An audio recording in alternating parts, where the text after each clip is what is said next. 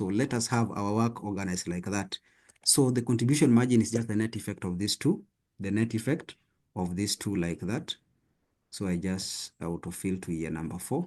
I can even put them in bold and say here, that is contribution margin, contribution margin.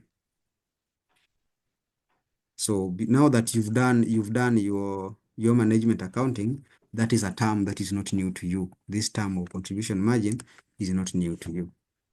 Good. Now, after the contribution margin, now is when we are bringing on board what? Fixed cost, like that. Now, to bring on board fixed cost, we also have everything. The only thing is now we are building up a financial information, financial statement.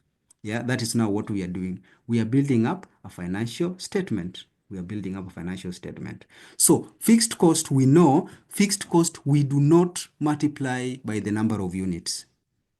Remember, look at the language of the examiner. I want to take you back to the initial information from where the question started.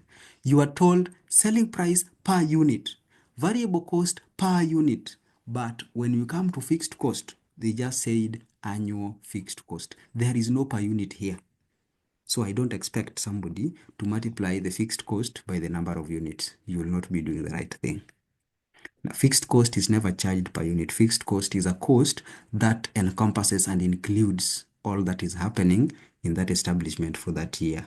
So because we've now computed and taken care of inflation adjustment for fixed cost, remember what we did up here? So we just refer to that fixed cost and bring it here. So how do we do that? Year 1, I just go there and refer to this 3180, bring it on board. Then I autofill to year number 4 like that. But again, because I want to deduct fixed cost, we know cost affects our revenues negatively. It reduces our revenues.